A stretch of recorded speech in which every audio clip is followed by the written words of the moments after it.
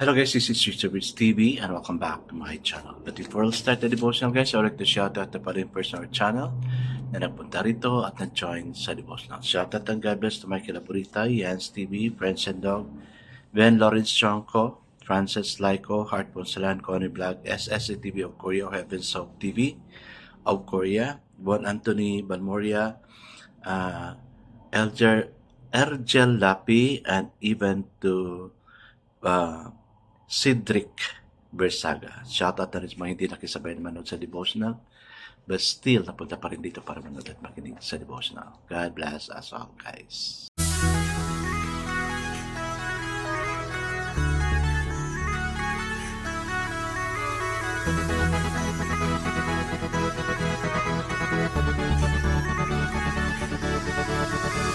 Rich TV, where you heard it, number one is on the top. Good advice is they'll never stop. Rich TV, where you heard it, number one is on the top. Good advice is they'll never stop.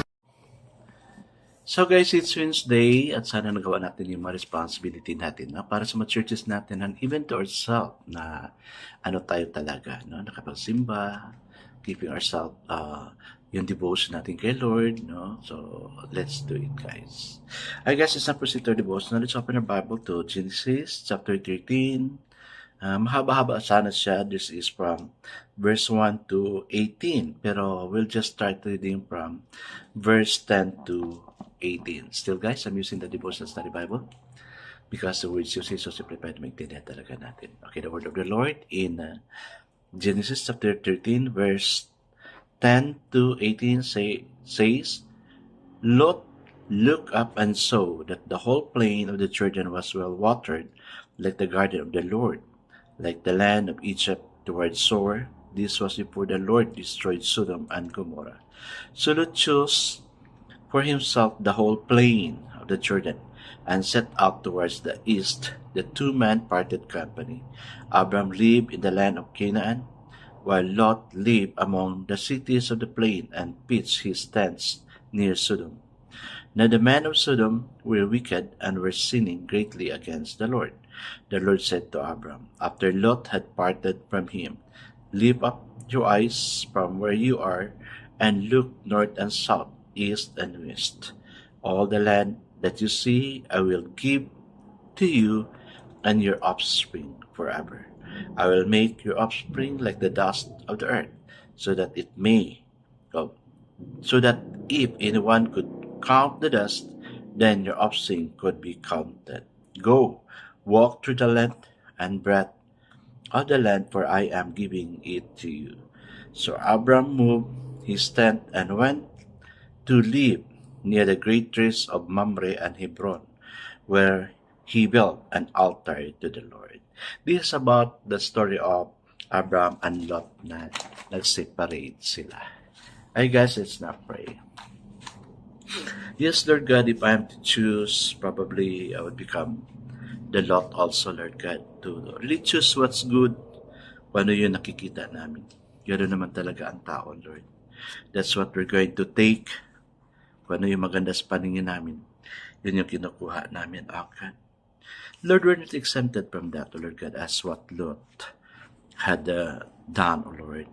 I'll just pray to God sa nasa mga decision-making namin, kung ano yung napili namin, ikaw mag-bless nito. That's why, Lord, we're not assured of what we have chosen. That's why we'll just commit things to you, God, na ikaw mamahala nito. Thank you for the guidance, and we keep on praying, O God, for wisdom, knowledge, and understanding, and even for your guidance as we move on to have our life move on also, as we go on. Lord, thank you for those who are here. Bless them, dear God, especially that though they have something to do, but yet they deny themselves in doing so because they wanted to be with you. Lord, help us to grow more better than you, O Lord. Bless them, O Lord God, the way you bless me, and bless us all, O God. Even the family we're representing. Keep us also safe. Heal us from all infirmities we're suffering, and give us peace and presence of mind despite problem. Lord, we commit all these things to you. In this name we pray. Amen and amen. So the focus verse for this guys is found in Genesis chapter 13, verse 17. It says, Arise, walk about the land through its length and breadth, for I will give it to you. So the title of the devotion for this guys is Walk Through the Promise. We wonder why the Lord wanted Abram to walk through the land that he had shown him would be his and his descendants. Wasn't seeing enough. Oo nga, hindi pa nakita ni Abraham yung pupuntahan niya. No, by faith talaga siya na nagpunta sa promised land ibibigay ni Lord.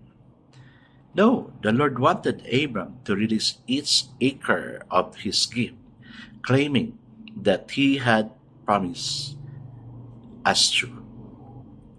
The same is true for the Christian life. When we read through the gospel, we are amazed by what our Lord had told us he would do for us. He promised an abundant life now and eternal life forever. All power would be given to us. He would be with us. Our hearts were to become his soul.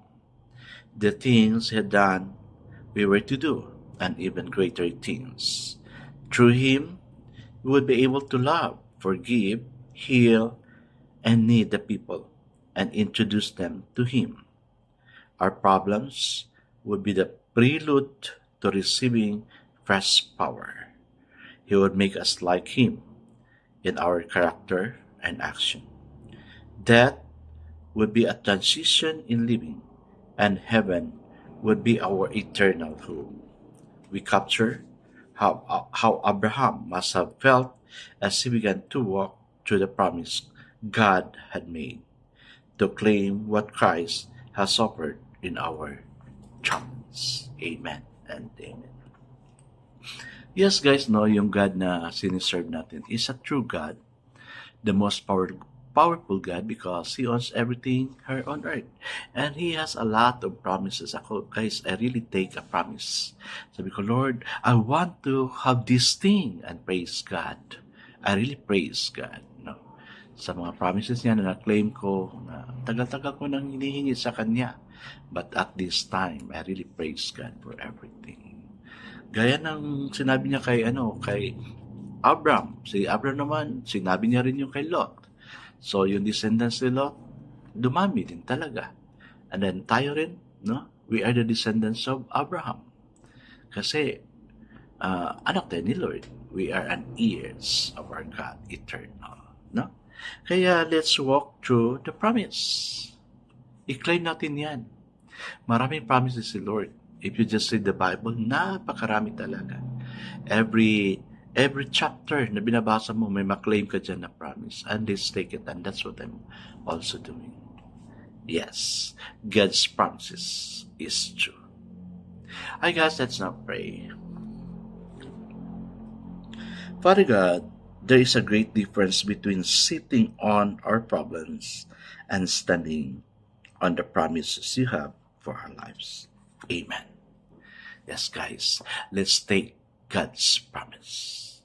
God bless us always because I know it's all blessed 10 times better. This is again Rich TV. Kita-kita tayo ulit sa muli. Paalam.